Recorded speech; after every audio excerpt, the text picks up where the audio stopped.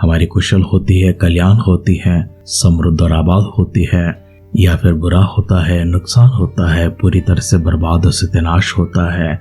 ये सब कुछ लगभग हमारे निर्णयों पर आधारित होते हैं। हम अच्छे निर्णयों के साथ चलते हैं तो अच्छे प्रतिफल प्राप्त करते हैं। बुरे विचार या बुरे निर्णयों के साथ में चलते हैं तो बुरे परिणामों को अनुभव करना पड़ता है। इसलिए हमारी सोच यह होनी चाहिए कि हम हमेशा सही सोचें और निर्णय भी सही लेते रहें। हर बुरे विचार से और बुरे निर्णयों से परमेश्वर हम सबको दूर रखे। इस प्रकार चलने के लिए पवित्र आत्मा का अभिषेक में और अगुवाई में हम सबको आगे बढ़ाने के लिए हमारे दिन में हम आगे बढ़कर इसी प्रकार की किसी घटना को ध्यान करने से पहले आइए हम सब अपने आप को खुदा के हाथों में समर्पण करेंगे, सिरों को झुकाएंगे, आंखों को बंद करेंगे, सही समझ और ज्ञान के लिए फिर से एक बार प्रार्थना करेंगे। पिता परमेश्वर, एक और बार शुक्रगुजारी के साथ आपके दिव्य सानिध्य में आते हैं। हम सबों को प्रदान किया हुआ एक नए दिन के लिए, सुंदर से वक्त के लिए आपको शुक्रिया अदा करते हैं। हमारे सारे परिजनों को व्यक्तिगत तौर से आपकी नजरों में लेकर आते हैं। उनको, उनके सारे परिवारों को प्रभु, उनके कारोबार को, उनके पेशे को, उनकी हर प्रकार के प्रयास में और आमदनी के स्रोत में अपनी सहायता भरी हाथ उन तक पहुंचाने के लिए, दोगुनी तरक्की परमेश्वर उनको प्रदान करने के लिए, सारी कमी घटी को दूर करते हुए समृद्ध जीवन के साथ आगे बढ़ाने के लिए, खुशहाली के साथ, सुखों के साथ, आशीषों और बरकतों के साथ में आपके संतान, हमारे परिजन प्रभु जी हमेशा आगे बढ़ते रहें। ऐसे सौभाग्यवान जीवन आपने प्रदान किया है और आगे भी करते रहेंगे। विश्वास के साथ में गौरव, सम्मान, महिमा और आदर आपको देते हुए हमारे उद्धारकर्ता, हमारे प्रभु यीशु मसीह के नाम से इस प्रार्थना को मांगते हैं। सुन और कबूल कर पिता। आमेन, आमेन, आमेन।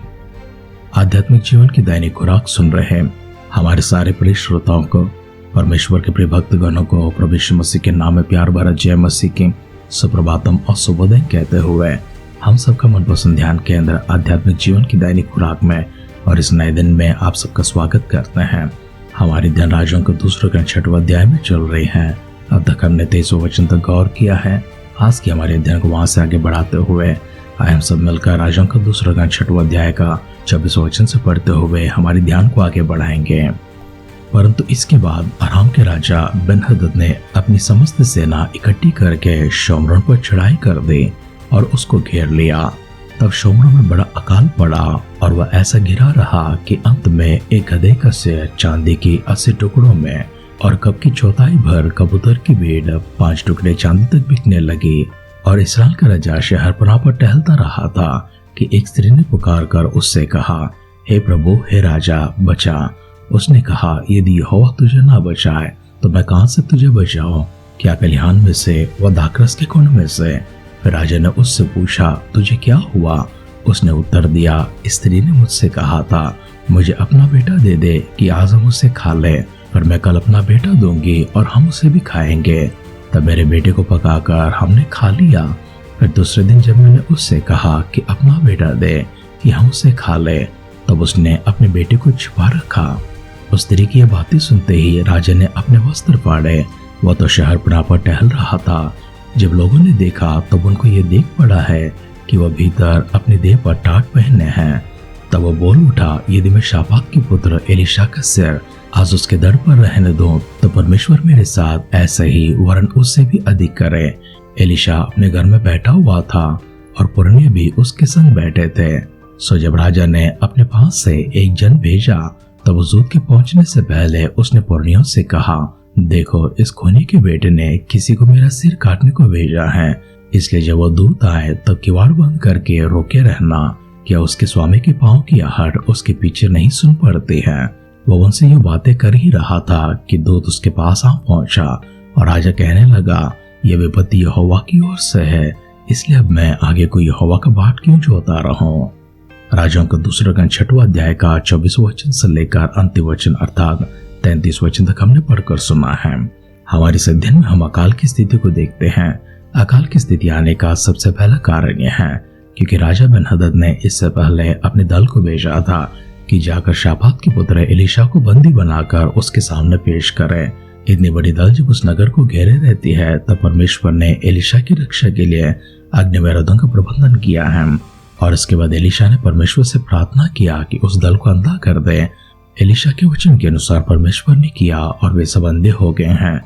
एलीशा ने उनसे कहा, जिस मार्ग पर तुम्हें चलना है वो मार्ग ही नहीं है और ना ही वो नगर है।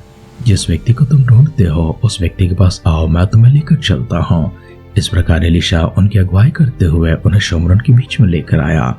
जब उनकी आंखें खोलने के लिए फिर से परमेश्वर से प्रार्थना की, परमेश्वर ने वैसे ही किया। तब उन्होंने क्या देखा, वे शमरोन के मध्य में और चारों ओर से घिरे हुए हैं। तब इस्राएल का राजा उन्हें मारना चाहता था, लेकिन एलिशा ने कहा, क्या तू बंधुआई में लाए व्यक्ति को तलवार से व तीर से मार डालता है? ऐसा न कर, वरन उन्हें खिला दे पिला दे और वे अपने स्वामी के पास वापस लौट जाएंगे। ये सारी दल वापस तो लौट जाती है और उसने निर्णय किया है कि वापस कभी इस देश में नहीं आएंगे। लेकिन राजा बेन-हदद ने पूरी तैयारी करके फिर से एक बार शमरोन के ऊपर चढ़ाई करके उसे घेर लिया और उसे अपने वश में कर लिया। और उस समय शमरोन में इतनी अकाल पड़ चुकी थी, एक गधे का सिर चांदी के 80 टुकड़ों में बिक रहा था और कब की चौथाई बार कबूतर की बीट 5 टुकड़े चांदी में बिकने लगे थे। हम गधे के सिर को देखते हैं, ये गधे का सिर ही है। यहूदियों की नजर में गधा एक अशुद्ध पशु है और परमेश्वर ने इनके खान पीन के विषय में निर्देश देते समय, आज्ञा देते समय कहा है कि गधा जो अशुद्ध है उसे नहीं खाना चाहिए। अकाल इतनी भारी पड़ चुकी थी कि वे अशुद्ध पशु को भी खाने के लिए सिद्ध हो गए हैं। और अगर ऐसे पशु का सिर चांदी के 80 टुकड़े में बिकने लगती है तो उसका जो खाने लायक मांस है वो कितनी अधिक बिकती होगी। गधे की सिर खाना अकाल की तीव्रता को दिखाती है। और इतना ही नहीं, कबूतर का बीट जो कब की चौथाई भर है वो 5 टुकड़े चांदी में बिकने लगी हैं। यहाँ पर हम इसका सीधा अर्थ लेकर यह नहीं कहना चाहिए कि कबूतर की भीड़ सच में बिक रही है। ये कबूतर की भीड़ नहीं है, वरन एक ऐसी दान है या फिर इसे दाल कह सकते हैं जो लगभग कोई खाने को पसंद नहीं करते हैं और इसकी कीमत इतनी नहीं है, वो आसानी से कहीं पर भी मिल जाती है।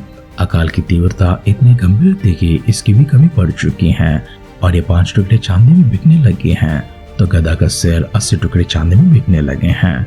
इतना ही नहीं, एक दिन बेन-हदद राजा शहरपनाह के ऊपर टहल रहा था। उस समय एक स्त्री ने पुकार कर कहा, हे राजा, मुझे बचा ले। तब बेन-हदद ने कहा, जब यहोवा तुझे नहीं बचा सकता तो मैं कहां से तुझे बचाऊं? क्या खलिहान में से व दाखरस के कुंड में से? फिर भी राजा ने उससे पूछा, तुझे क्या हुआ है? तो स्त्री ने बताया, मेरे साथ में जो स्त्री है उसने कहा था, आज तेरे बेटे को दे दे कि हम उसे खा लेंगे। कल मैं अपने बेटे को दे देती हूँ, हम मिलकर उससे खा लेंगे। मैंने उसकी बात मानी और मेरा बेटा दे दिया। हमने मिलकर उसे पकाया और खाया। आज जब उसकी बारी आती है और मैंने जब उससे मांगा तो उसने अपने बेटे को छुपाए रखा है। राजा यह बात सुनते ही अपने वस्त्र को फाड़ लेता है। इसके बाद जब लोगों ने देखा तब उनको यह दिखाई पड़ा कि वह भीतर अपनी देह पर ठाट पहना है। तब वो बोल उठा, यदि मैं शाफात के पुत्र एलिशा का सिर आज उसके धड़ पर रहने दो तो परमेश्वर मेरे साथ वैसा ही वरन इससे भी अधिक करे। राजा बेन-हदद चाहता है कि एलिशा को पूरी तरह से मारे। इससे पहले उसने बंदी बनाने की कोशिश किया, वह नाकाम हुआ है। आज उसने फिर से किसी को भेजा है ताकि एलिशा का सिर काटकर उसे मार दे। जब वो व्यक्ति राजा के यहाँ से रवाना होकर एलिशा तक पहुंचने वाला था, उस समय एलिशा इस्राएल के पुरनियों के साथ में बैठा हुआ था और उसने उनसे कहा, देखो, इस खूनी के बेटे ने किसी को मेरे सिर काटने को भेजा है, इसलिए जब वो आए तो किवाड़ बंद करके उसे रोके रखना। क्या उसके स्वामी के पांव की आहट उसके पीछे नहीं सुन पड़ती है? अर्थात क्या उसके स्वामी उसके पीछे पीछे नहीं आता है? एलिशा उनसे ये बातें कर ही रहा था कि दूत उसके पास आ पहुंचा और राजा कहने लगा, ये विपत्ति तो यहोवा की ओर से है, इसलिए इसके आगे मैं यहोवा की क्यों उपास न करो, क्यों इसके इंतजार करो, क्यों उसका बाट जोता रहो, क्यों इसकी आराधना करो।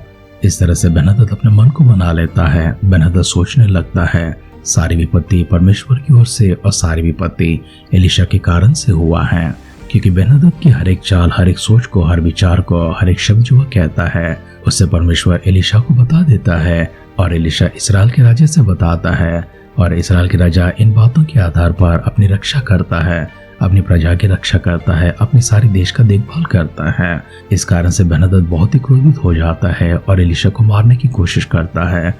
जब एलिशा को मारने की कोशिश नाकाम हो जाती है, 2 बार प्रयास भी असफल हो जाते हैं, तो वह कहता है, मैं क्यों कर इसके आगे परमेश्वर का बाट जोता रहूं, क्योंकि सारी विपत्तियां तो उसी की ओर से आई हैं। वचन सुनने प्रियजनों, हमारा मन शुद्ध है, हमारे विचार शुद्ध हैं, हमारे निर्णय अगर शुद्ध और अच्छे हैं तो कभी हमें किसी प्रकार की क्लेश या फिर इस प्रकार की विपत्ति से गुजरना ना पड़ेगा। ये सारी विपत्तियां, ये सारी क्लेश और मुसीबतें इसलिए आई हैं क्योंकि बेन-हदद का मन सही नहीं था, उसके विचार सही नहीं थे और उसके निर्णय भी सही नहीं थे। इसलिए आइए अपने सिरों को झुकाएंगे, आंखों को बंद करेंगे, परमेश्वर से प्रार्थना करेंगे बेनहद किसी कोई भी चाल हमारे जीवन में कभी ना हो, उसके जैसे विचार और उसके जैसे निर्णय भी कभी हमारे जीवन में प्रवेश ना करे। ऐसे चलने के लिए पवित्र आत्मा का अगुवाई और अभिषेक परमेश्वर हमेशा आपके ऊपर उंडेलते रहें। आइए प्रार्थना करते हैं। पिता परमेश्वर, एक और बार शुक्रगुजारी के साथ आपके दिव्य सानिध्य में आते हैं। दिया हुआ सुंदर से समय के लिए और अद्भुत वचनों के लिए आपको धन्यवाद करते हैं। बेनहद जैसे चाल प्रभु या सोच प्रभु या फिर विचार या फिर निर्णय हमारे जीवन में कभी ना हो, हम सही राह पर चलते रहें, शुद्ध राह पर चलते रहे, पवित्र राह पर चलते रहे। अकाल की तीव्रता प्रभु जी आपने हमें दिखाई है, इस प्रकार की तीव्रता या इस प्रकार की अकाल प्रभु कहीं पर भी किसी के ऊपर ना आए। प्रार्थना करते प्रभु जी आशीषमान और समृद्धि की हाथ हमेशा प्रभु जी हम सबों के ऊपर रखिए। दुआओं को सुनकर पिता आपने देवतर के लिए धन्यवाद करते हैं। प्रभु यीशु मसीह की बादलों की आगमन का विलंब होगी। कल सुबह फिर से एक बार मिलकर स्तुति आराधना करने के लिए हम सबों को सजीवों की और भाग्यवानों की संख्या में रखे। अगर ऐसा ना हो तो प्रभु यीशु मसीह की बादलों के आगमन में हम सबको शामिल करने के लिए दुआ करते हैं। प्रार्थना प्रभु जी आपके सानिध्य में है, उत्तर प्रभु जी हमारे सामने है। आप हर मन के साथ में हमारे उद्धारकर्ता हमारे प्रभु यीशु मसीह के नाम से इस प्रार्थना को मांगते हैं। सुन और कबूल कर पिता। आमेन, आमेन, आमेन। शुक्रगुजारी की जीवन परमेश्वर आपको प्रदान करे, जहाँ पर बरकतें और आशीर्वाद इतनी समृद्ध रीति में आपके पास उतर आए कि आप हर मन के साथ में आप हमेशा उनके कृतार्थ हो सकें। हमारी सिद्धवार कामना के साथ आज के ध्यान कहीं पर समाप्त करते हैं। आप सुनते रहिए, सुनाते रहिए आध्यात्मिक जीवन की दैनिक खुराक। कल फिर मिलेंगे। अपना ख्याल रखिए, अपनों का ख्याल रखिए, दूसरों का भी ख्याल रखिए। God bless you.